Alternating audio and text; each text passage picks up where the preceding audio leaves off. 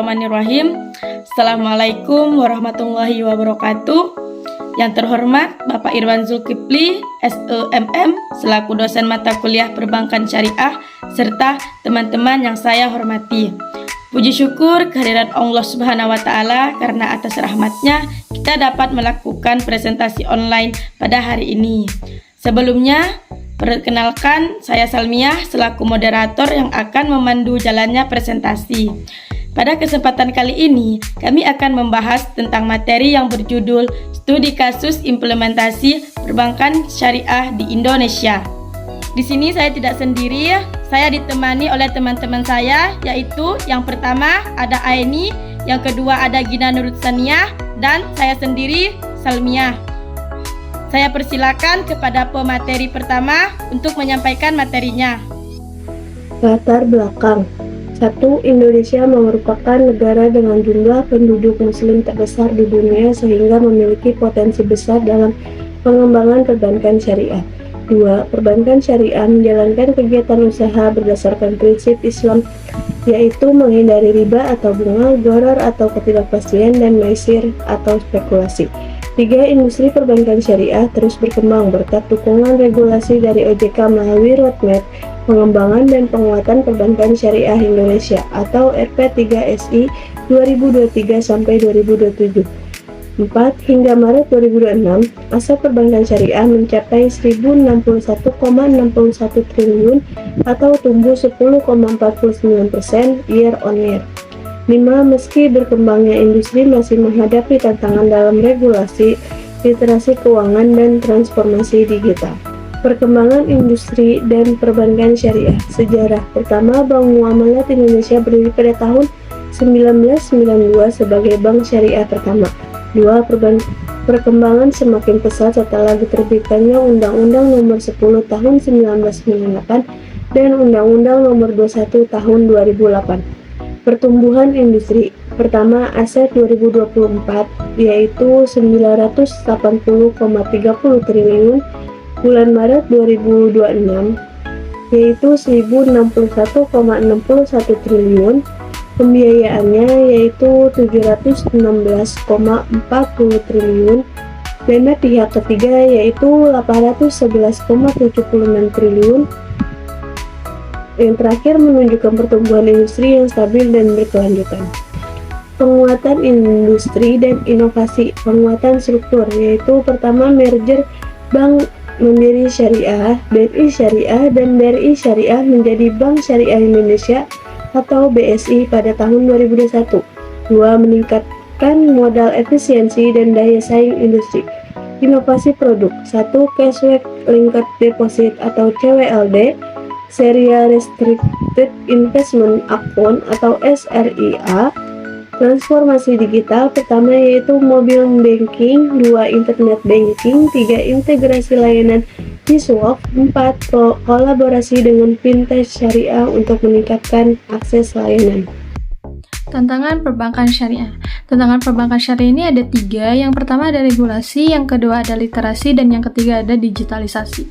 Nah, yang pertama dari sisi regulasi, meskipun OJK ini sudah mengeluarkan berbagai aturan seperti POJK Digital Banking dan Perlindungan Konsumen, faktanya regulasi kita ini masih sering ketinggalan dari inovasi teknologi.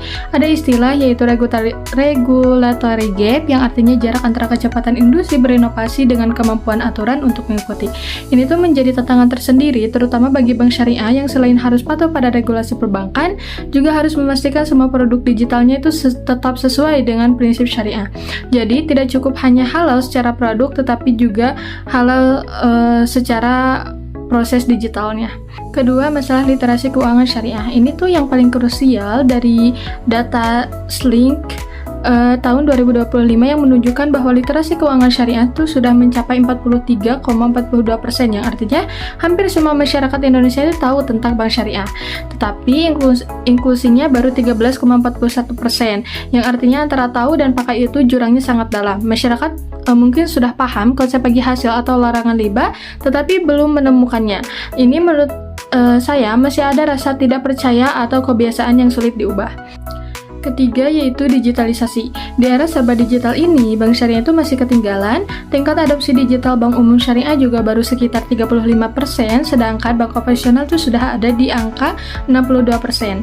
Karena infrastruktur teknologi di beberapa daerah itu masih terbatas, literasi digital nasabah juga rendah, dan ada resistensi dari nasabah yang sudah nyaman dengan cara tradisional.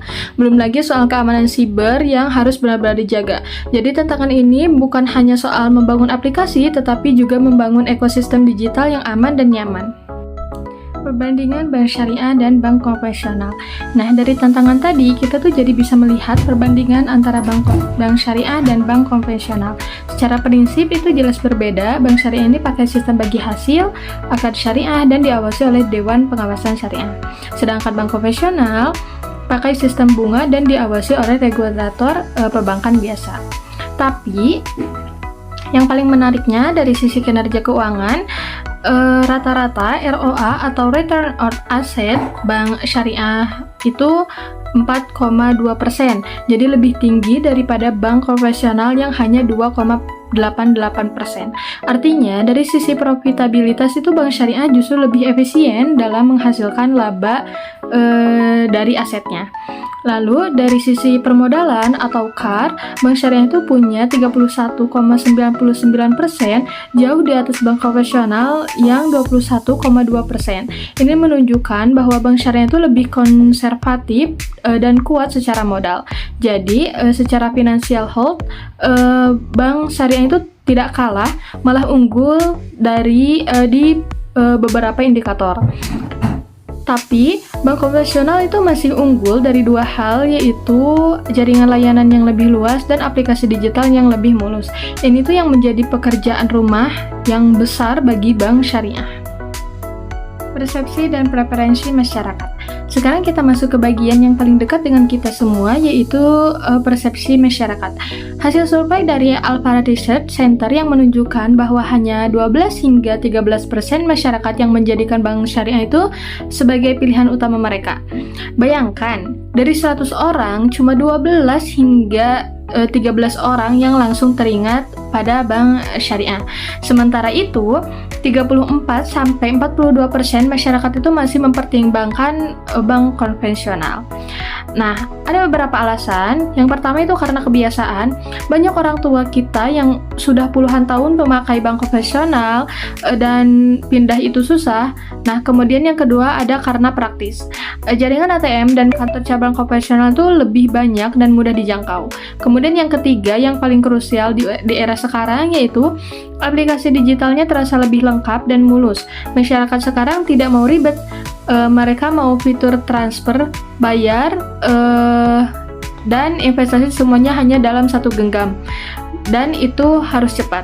Jadi, bank syariah juga sudah ada di radar masyarakat, tetapi belum menjadi tujuan akhir. Tantangannya sekarang bukan lagi sekadar mengedukasi tentang halal dan haram, tetapi bagaimana membuat masyarakat itu merasa lebih nyaman, mudah, modern saat bertransaksi di bank syariah. Karena pada akhirnya masyarakat itu tidak memilih karena bunganya atau bagi hasilnya, tetapi karena pengalaman yang paling memuaskan.